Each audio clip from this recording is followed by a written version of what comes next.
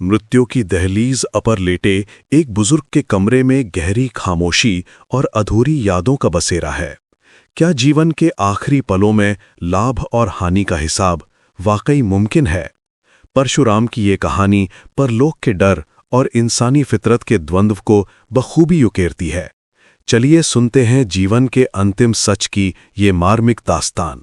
अटल बाबू की अंतिम चिंता। बिस्तर पर लेटे अटल चौधरी ने कहा, देखो डॉक्टर, मैं तुम्हारे दादाजी से भी उम्र में बड़ा हूं, मुझे धोखा मत दो। साफ साफ बताओ कि मेजर हालदार क्या कहकर गए हैं।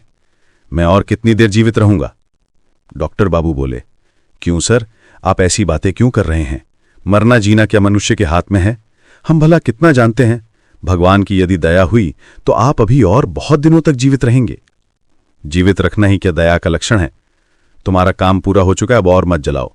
अब ये डॉक्टरी छल कपट छोड़कर सच बोलो। मरने से पहले मैं मन ही मन एक हिसाब किताब कर लेना चाहता हूं, बशर्ते होश रहा तो। उसी समय पुजारी हरिपाद भट्टाचार्य आए और बोले, करता बाबू, प्रायश्चित हो ही जाए, मन को शांति मिलेगी। क्यों बेटा, क्या मैंने किसी मनुष्य की हत्या की है या पराई स्त्री का हरण किया है?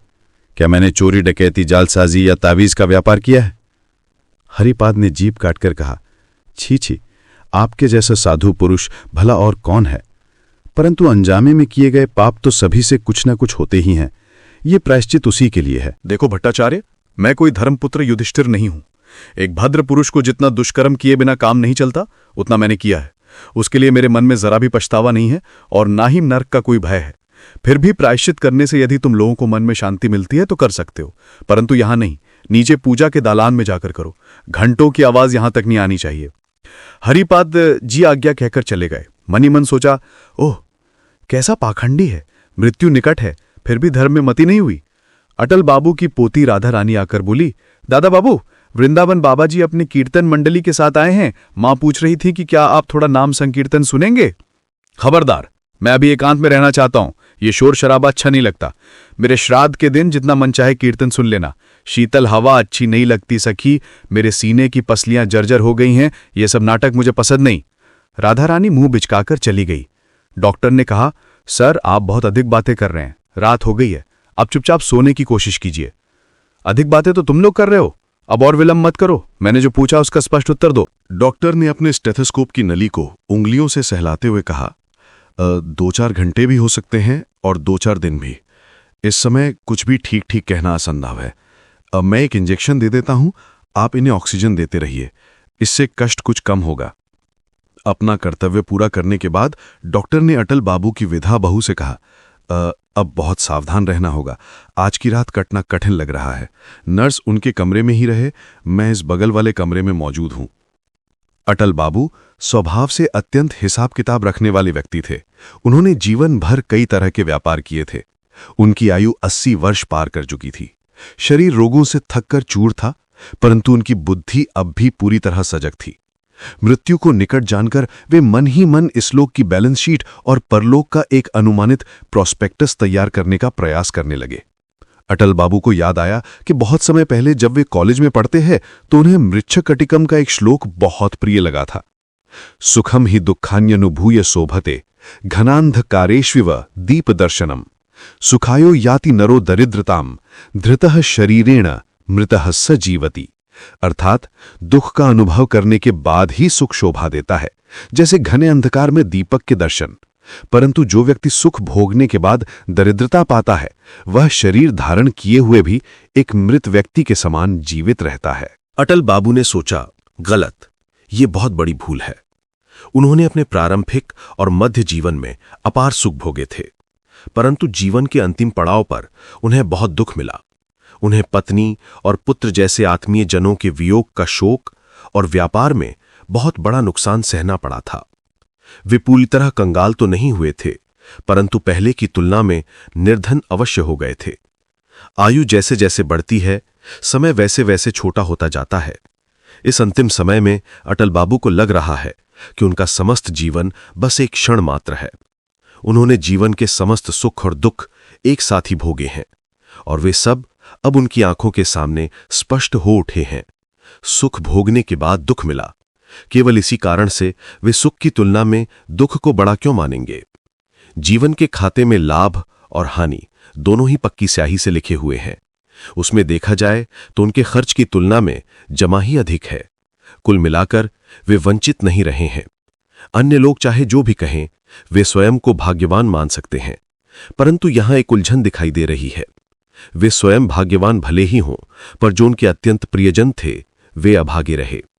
उनमें से कई लोग बहुत कष्ट पाकर असमय ही मृत्यु को प्राप्त हुए। उनके दुख को अटल बाबू अपना ही दुख मानते हैं, और यदि इसे नुकसान की श्रेणी में डाला जाए तो लाभ का अंक बहुत कम हो जाता है। इतना ही नहीं, अन्य जिन लोगों को उन्होंने जीवन भर अपने आसपास देखा है, उनमें से भी कई लोगों ने बहुत कष्ट भोगे हैं। पहले उन्होंने उनके विषय में कभी नहीं सोचा था, परंतु अब उन्हें लग रहा है कि वे भी उनके अपने ही थे। उनके दुखों को भी यदि वे अपना मान लें तो जमा खर्च का हिसाब लगाने पर केवल नुकसान ही दिखाई देता है। अटल बाबू ये निश्चित नहीं कर पाए कि उन्होंने जीवन में कुल मिलाकर सुख अधिक पाया या दुख। यदि वे भक्त होते तो कह सकते थे, धन्य है प्रभु राज सिंहासन पर और धन्य है प्रभु शमशान घाट पर।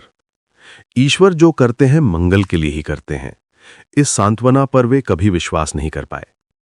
अटल बाबू ने सुना है कि जो परमहंस होते हैं वे समस्त जीवों के सुख दुख को अपना ही मानते हैं। उनके लिए सुख और दुख एक दूसरे को काट देते हैं, जिसके फलस्वरूप वे न सुखी होते हैं और न दुखी। परंतु अटल बाबू परमहंस नहीं हैं। इसके अतिरिक्त उन्हें संसार में सुख की तुलना में दुख ही अधिक दिखाई देता है। यदि वे दुख की ओर पीठ फेर कर जीवन का आनंद ले सकते तो रवींद्रनाथ टैगोर की भांति कह पाते, ये प्रकाश मधुमय है इस पृथ्वी की धूली। अपने हृदय में मैंने इस महामंत्र को स्थान दिया है, यही सार्थक जीवन की वाणी है। दिन प्रतिदिन सत्य के जो भी उपहार मुझे मिले, उसके मधुर रस का कभी क्षय नहीं होता। इसीलिए ये मंत्रवाणी मृत्यु के अंतिम छोर पर बजती है कि समस्त क्षति मिथ्या है और अनंत का आनंद ही सत्य है। वे ये भी कह सकते थे, मैं कवि हूं, तर्क करना नहीं जानता। मैं इस विश्व को उसके समग्र स्वरूप में देखता हूं। आकाश में लक्ष कोटि ग्रह और तारे एक विशाल सुंदरता को वहन करते हुए चले जा रहे हैं। उनका छंद कभी नहीं टूटता, उनका सुर कभी नहीं बिगड़ता, और ना ही उनमें कोई विकृति आती है। भाग्य के दोष से अटल बाबू ना तो भक्त हैं, ना कवि, ना भावुक, ना दार्शनिक और ना ही सरल विश्वासी। उन्होंने जीवन में कई विषयों पर हाथ आजमाया, ठोकरें खाईं, पर किसी भी चीज में महारत हासिल नहीं कर सके। उन्होंने अपना पूरा जीवन संशय और संदेह में बिता दिया। किसी भी विचारधारा के प्रति कभी निष्ठावान नहीं रह पाए। उनकी जीवन रूपी पूंजी क्या है, ये वे स्वयं नहीं जानते। फिर भला लाभ और हानि का लेखा जोखा कैसे करें? वे बस इतना ही कह सकते हैं कि कई लोगों की तुलना में वे भाग्यवान हैं, तो कई अन्यों की तुलना में अभागे। अब वे इस बारे में और अधिक माथापच्ची नहीं करेंगे।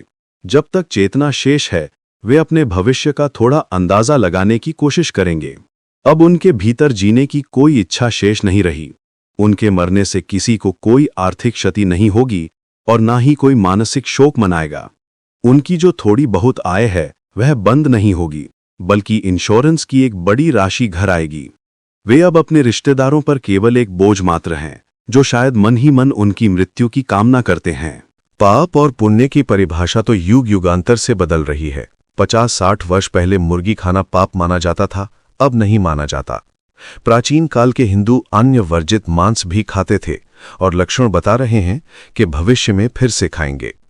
सब कहते हैं कि नर हत्या महापाप है, लेकिन अभी हाल ही में शांत और भद्र परिवारों के लड़कों ने बेधड़क हत्याएं की हैं और बुजुर्गों ने उन्हें ये कहकर उत्साहित किया है कि ये आपद धर्म है। सांप को मारने में पाप नहीं होता।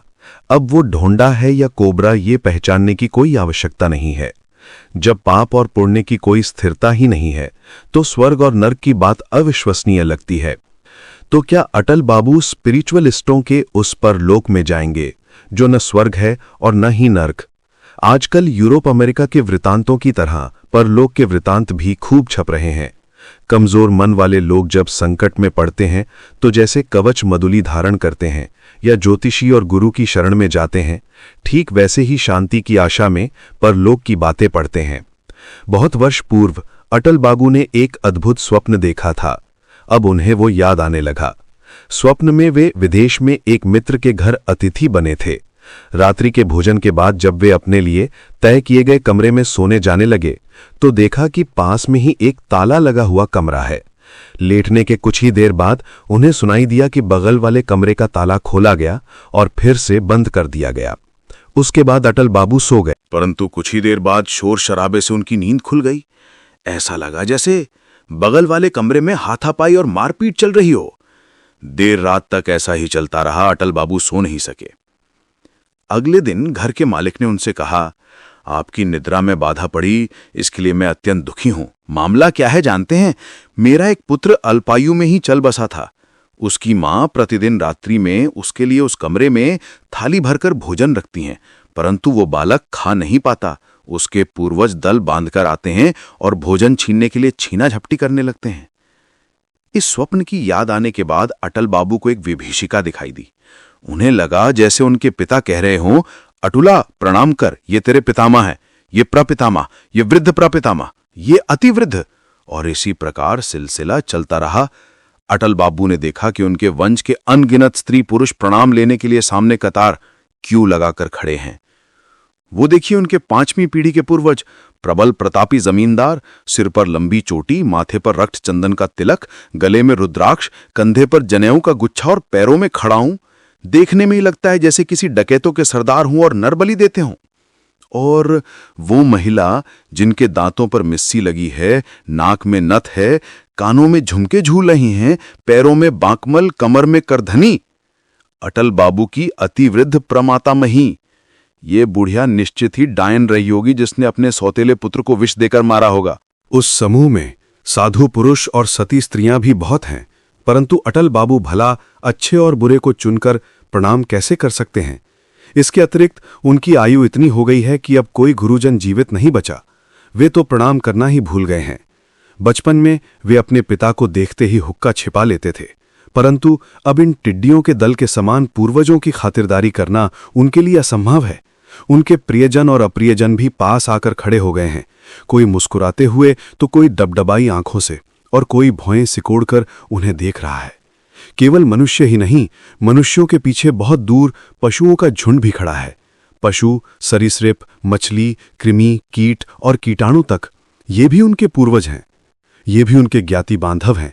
इन सभी के साथ उनका रक्त संबंध है। कितना भयानक दृश्य है! क्या इस लोक के कुछ ही आत्मीय मित्रों का साथ छोड़कर उन्हें परलोक के इस प्रेत अरण्य में निवास करना होगा? वहां साथी के रूप में वे किसे स्वीकार करेंगे और किसे त्यागेंगे? अटल बाबू अस्पष्ट स्वर में बोले, दूर हो, दूर हो। नर्स पास आई और उसने पूछा, क्या आप मुझे बुला रहे हैं? अटल बाबू ने फिर से कहा, दूर हो, दूर हो। नर्स झुंझलाकर अपनी कुर्सी पर जा बैठी और फिर से ऊँघने लगी। प्रलाप का वह आवेश छटने के बाद अटल बाबू फिर से सोचने लगे, पुनर्जन्म नहीं, स्वर्ग नहीं, स्पिरिचुअल प्रेतलोक भी नहीं, तो फिर कहाँ जाएंगे? मृत्यु के बाद देह पंचतत्व में विलीन हो जाती है। शरीर के तत्व पृथ्वी की जड़ वस्तुओं में लय पा जाते हैं। क्या मृत व्यक्ति की चेतना भी विराट विश्व चेतना में लीन हो जाती है? क्या मैं ही अटल चौधरी हूं, यह बोध तब भी रहेगा? अटल बाबू अब और नहीं सोच पा रहे हैं। उनके मस्तिष्क में सब गडमड हो रहा है। भोर के समय अटल बाबू की नाड़ी, श्वास और हृदय की परीक्षा करके डॉक्टर ने कहा, लगभग 1 घंटा हो गया। वे चले गए। आश्चर्यजनक मनुष्य थे। न हरि नाम लिया, न रामधुन सुनी, न तारक ब्रह्म नाम, कुछ भी तो नहीं सुना। यह भद्र पुरुष लाभ हानि का हिसाब जोड़ते जोड़ते ही मर गया। लगता है हिसाब मिला नहीं पाए। देखिए ना, भ्रिकुटी अभी भी थोड़ी तनी हुई है। पुत्रवधू ने कहा, चलिए अच्छा हुआ कि वे चले गए। स्वयं भी बहुत अधिक दिन कष्ट नहीं पाया और हमें भी अधिक परेशान नहीं किया। चिकित्सा का खर्च भी तो कम नहीं था। अटल बाबू के कागजात उलट पलट कर देखते हुए उनके पौत्र ने कहा, धत, बुढ़े ने ठग लिया। जो छोड़कर गए हैं वो कुछ भी नहीं है। उनकी निष्ठावान मित्रों ने कहा, एक बड़ा स्तंभ गिर गया। ऐसा खरा और सच्चा इंसान अब देखने को नहीं मिलता। यदि ये स्वर्ग नहीं जाएंगे तो फिर कौन जाएगा? क्यों दत्त महाशय, आपका क्या विचार है? हराधन दत्त महाशय परलोक शास्त्र के ज्ञाता थे, यद्यपि उन्हें परलोक देखने का अवसर अभी तक प्राप्त नहीं हुआ था। उन्होंने थोड़ा विचार करके कहा, स्वर्ग जाना इतना सरल नहीं है। वहां का द्वार उनके लिए खुला नहीं मिलेगा। वे तो किसी भी नियम या परंपरा को मानते ही नहीं थे। वे एस्ट्रल प्लेन में ही फंसे रहेंगे, बिल्कुल त्रिशंकु की भांति। हरिपाद भट्टाचार्य ने मन ही मन कहा, तुम लोग खाक जानते हो, वो पाखंडी अब तक नरक पहुंच चुका होगा। अटल बाबू कहां गए हैं ये तो वही जानते हैं, या फिर वे भी नहीं जानते। समाप्त।